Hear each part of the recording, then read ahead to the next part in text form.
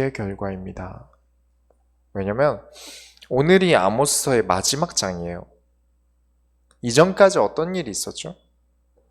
북이스라엘의 지도자들이 베델에서 우상을 만듭니다.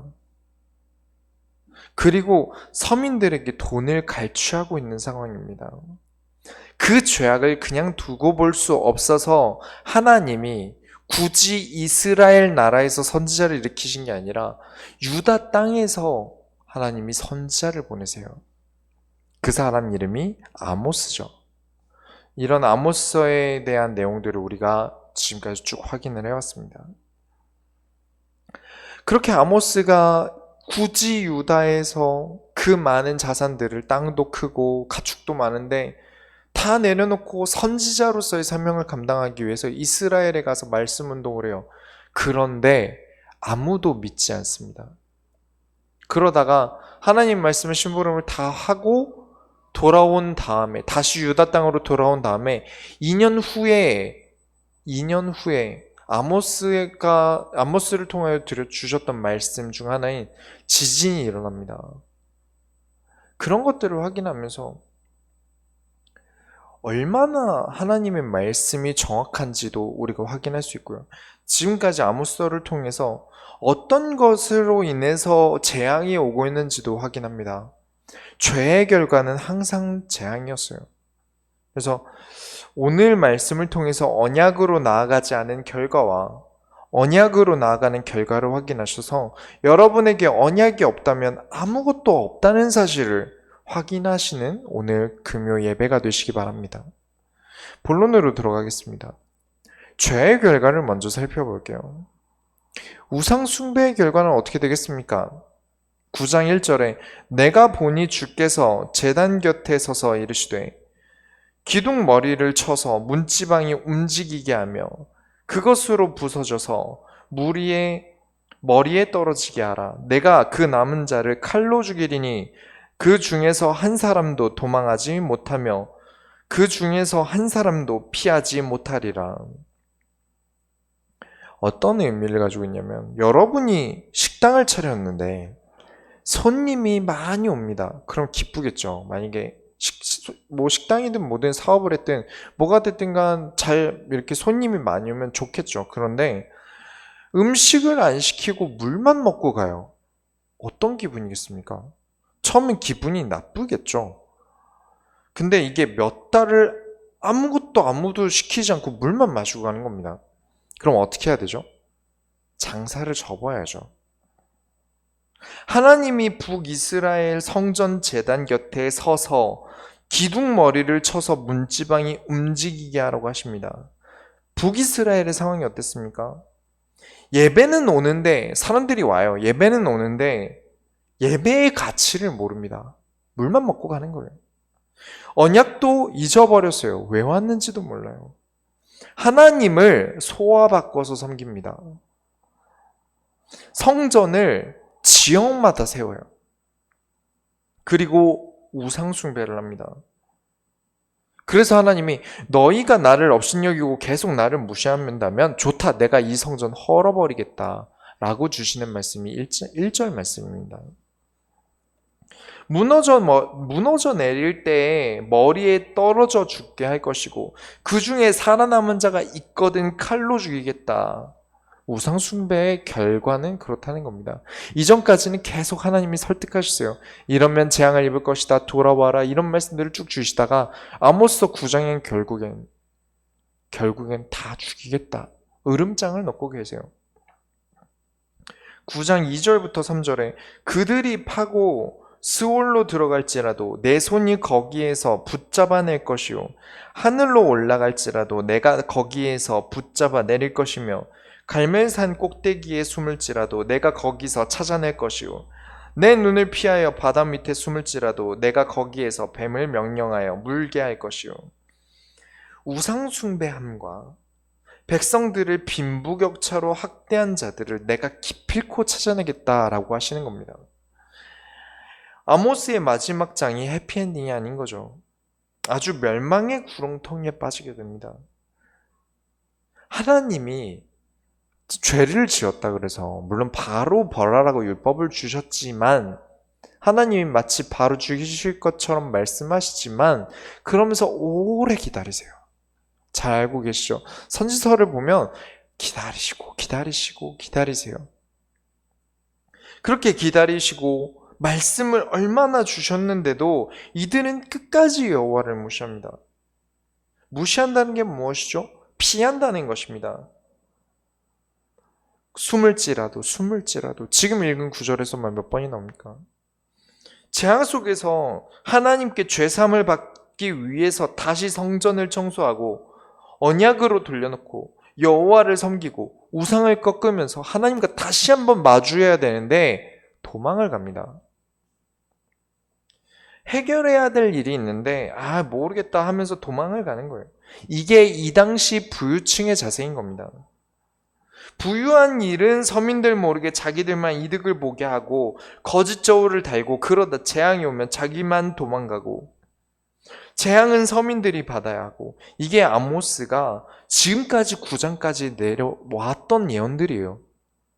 요약을 하고 있는 겁니다. 지금까지 다 그랬어요. 모든 사건들의 내용이 그렇습니다. 이와 정반대의 구절이 있습니다.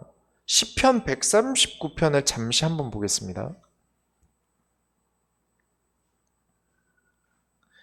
시편 139편은 이 아모스서 9장과 굉장히 밀접한 연관이 있습니다. 정반대로 되어 있어요. 7절부터 10절까지만 읽어보겠습니다. 시편 139편 7절부터 10절까지 다 같이 읽겠습니다. 내가 주의 영을 떠나 어디로 가며 주의 앞에서 어디로 피하리이까? 내가 하늘에 올라갈지라도 거기 계시며 스올에 내 자리를 펼지라도 거기 계시니이다.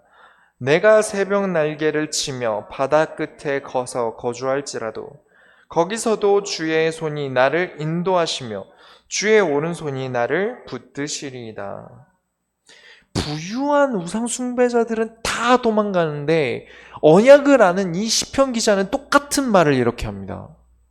둘이 비교해 보면 너무 비슷한 구절인데 어떻게 이렇게 다를까요? 누구는 스올로 피라고 누구는 하늘로 피할 때 나는 스올로 가도 하나님 거기 계심을 압니다. 나는 하늘에 갈지라도 거기 하나님 계심을 압니다.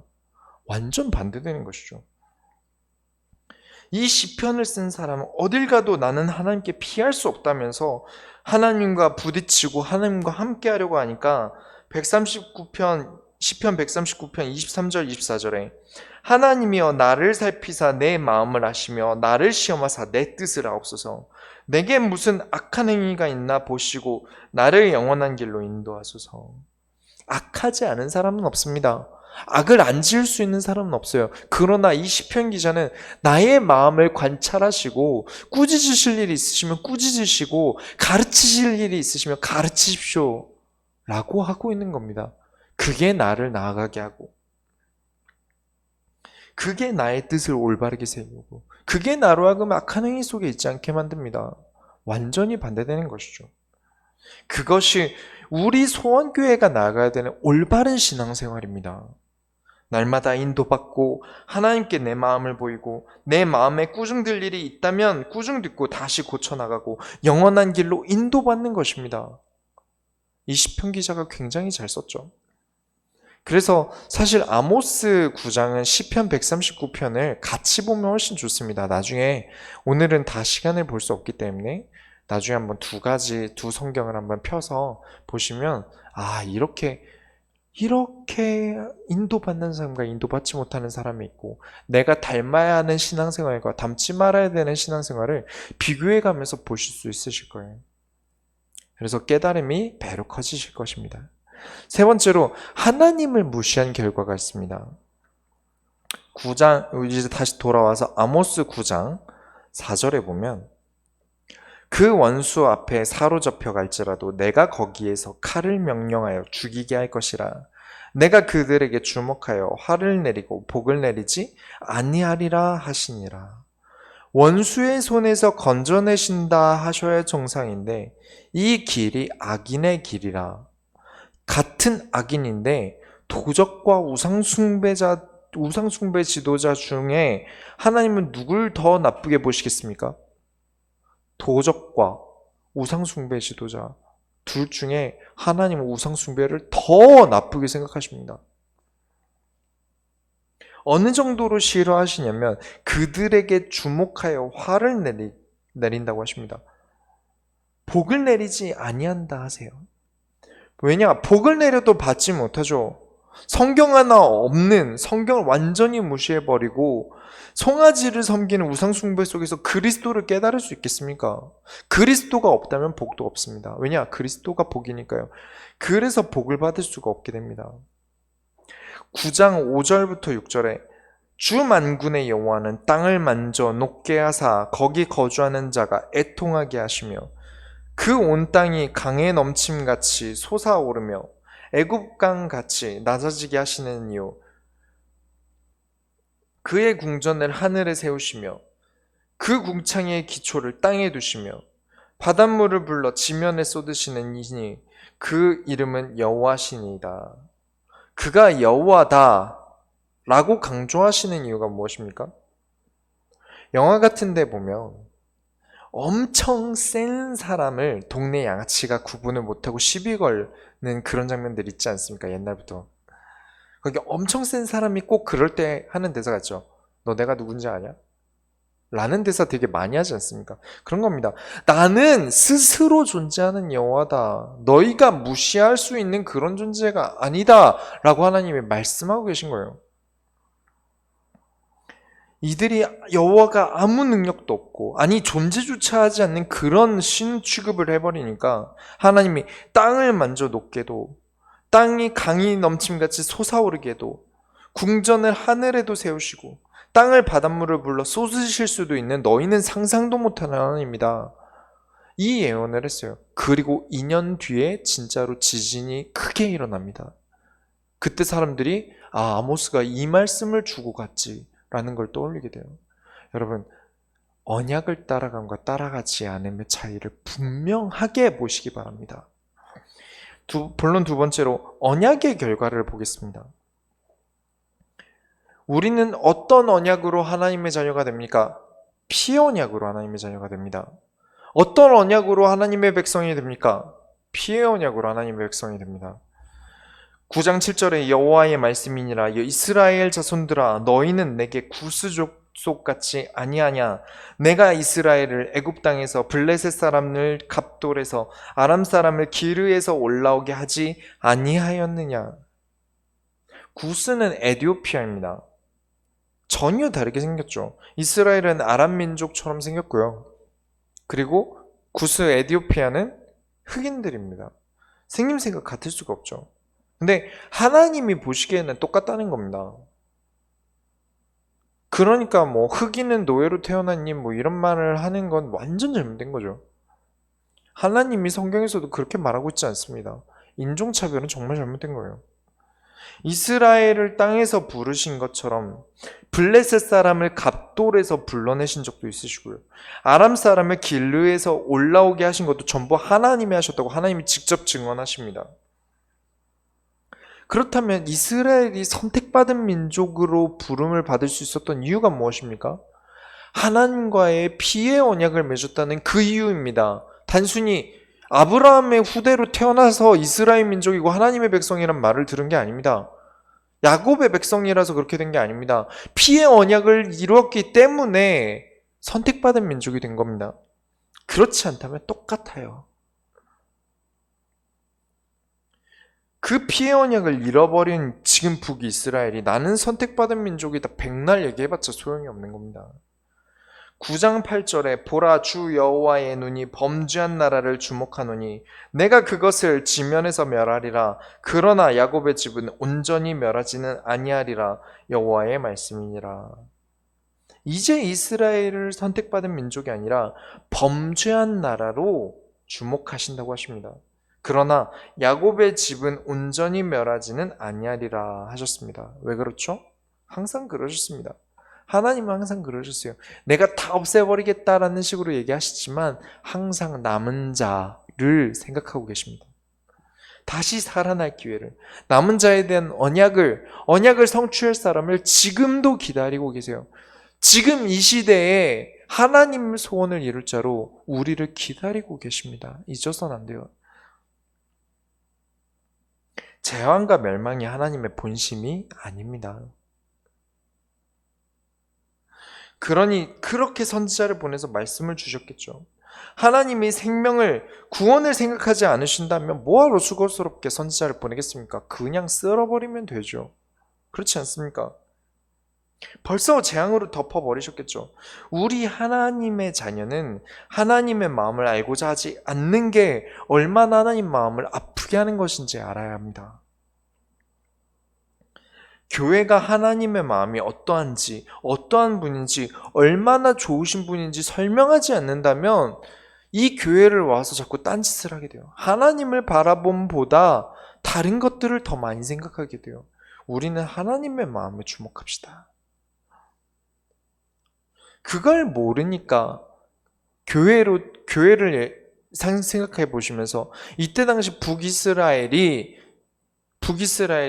이런 언약적인 이유들을 모르니까 한다는 행동이, 언약궤가 언제적 언약궤냐, 낡고 오래됐다, 송아지를 예쁘게 만들자 그러면서 송아지 신상을 만들고, 에봇도 패션이 촌스럽다, 성전도 하나가 뭐냐, 멀리서 고생하지 말고 여기저기 다 만들어 놓자 그러면서 지역마다 만들고, 마치 교회가 유행 타듯이 성경을 버리고 설교함과 같습니다. 유행 타듯이 유명한 분 설교나 유명한 분을 가까이서 본 얘기가 설교가 되고 강단이 되고 정치 얘기만 듣고 내려오기도 합니다.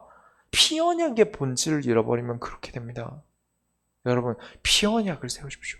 그리스도로 올바르게 서시길 바랍니다. 교회에 오셔서 그것으로 힘을 얻고 가시고 그리스도로 나아가셔야만 합니다. 그렇지 않으면 이런 행동들을 지금도 교회가 똑같이 합니다. 그래서 하는 짓이 무엇이죠? 언약의 이름을 달아놓고 죄악을 합니다. 9장 9절에 보라, 내가 명령하여 이스라엘 족속을 만국 중에서 체질하시기를 채로 체질함과 같이 하려니와 그 한 알갱이도 땅에 떨어뜨리지 아니하리라. 농사를 지어보신 분들은 키 아시죠? 이렇게 오줌 싸우면 소금 받으러 머리 얹고 가던 그거 얘기하는 거 아닙니까?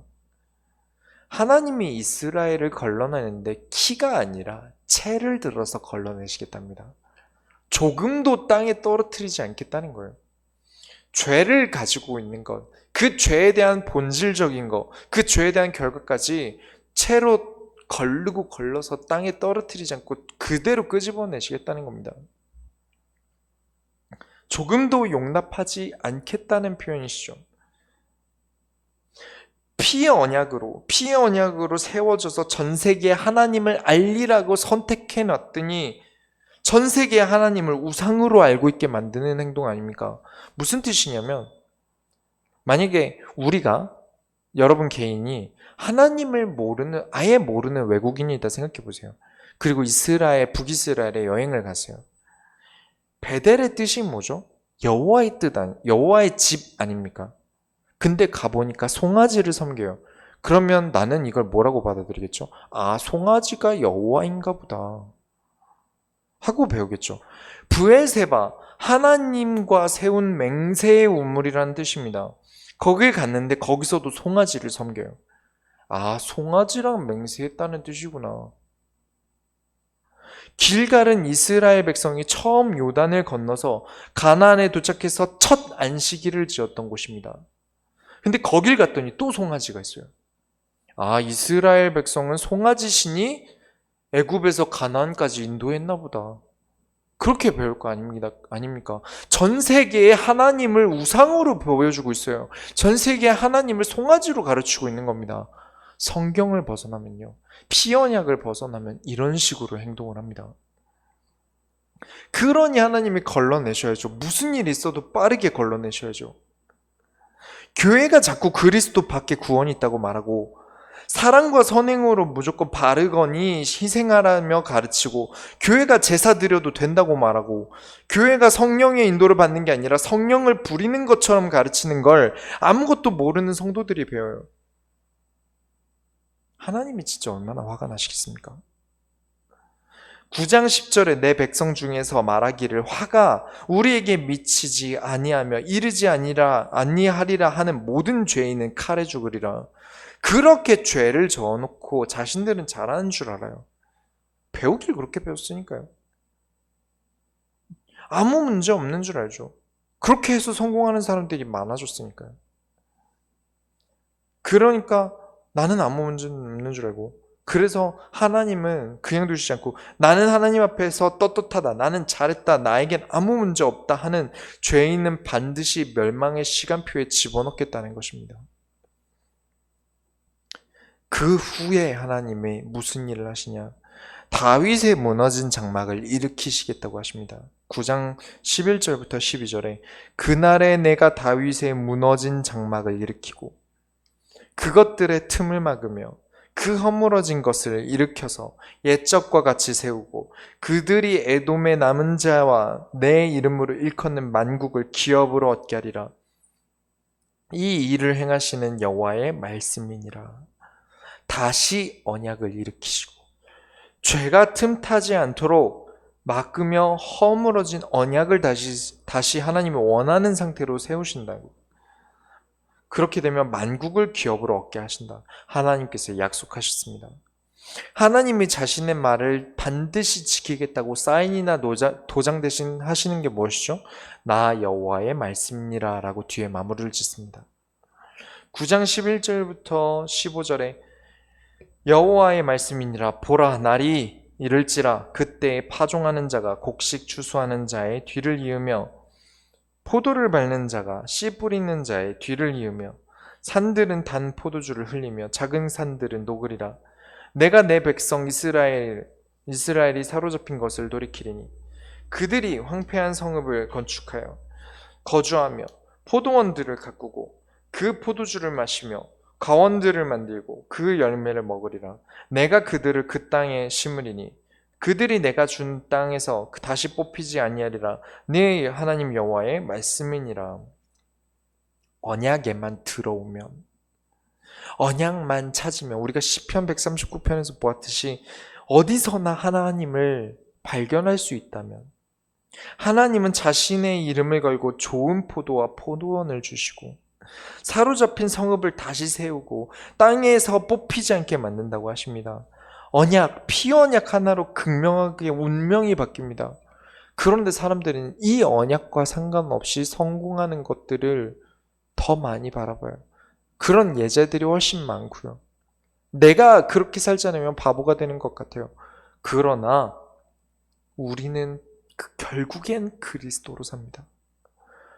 결론을 내리겠습니다. 언약을 세우시기 바랍니다. 피언약을 세우시기 바랍니다. 하나님은 반드시 이루시겠다고 말씀을 주셨습니다. 피의 언약을 세우지 않고 내 마음대로 죄악길에 가는 자는 채로 걸러낼 정도로 심판하시겠다 하셨습니다. 피의 언약을 세우고 기다리는 자는 하나님이 반드시 돌이키시고 성읍을 건축하고 가꾸신다고 말씀을 주셨어요. 이제 가을입니다. 곧 겨울이 오겠죠. 한 해도 곧 갈 겁니다. 그런데 우리 인생은 그렇게 1년 1년 해서 긴 시간을, 짧으면 짧지만 길다면 긴 시간을 보내는데, 역사라는 것은요, 기록만으로 나를 짧게 평가합니다. 우리는 하나님의 역사를 살아가고 있습니다. 인생은 생명책에 기록되고 있어요. 그래서 소원교회는 오늘을 가치 있게 사는 교회입니다. 내 인생을 허투루 보내고 죄악 속에 보낸 그 이미지로 나를 하나님의 역사 속에 남기는 게 아니라 나를 이 시대를 위해 하나님께서 선지자로 쓰셨다라는 기록을 남겨야 합니다. 날마다 가치 있게 살면서 날마다 언약을 지키고 죄를 멀리하고, 그렇다고 해서 아무것도 안 하는 것이 아니라 미래를 향해 나아가는 교회입니다. 언약을 잊지 않으시는 소원교회 모든 성도들이 되시기 바랍니다. 우리가 하나님의 소원을 이루어드립시다. 기도하겠습니다. 하나님 감사합니다. 우리에게 오늘도 언약을 심어주심을 감사드립니다.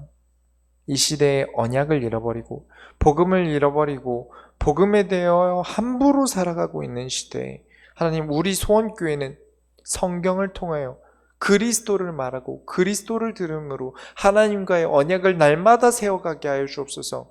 이 언약을 가지고 이 시대에 나아가며 하나님이 가꾸시는 내 인생이 될 수 있도록 하나님께 온전히 나를 맡기며 하나님 우리를 주관하여 주옵소서. 살아계신 예수 그리스도의 이름으로 기도드렸습니다. 아멘.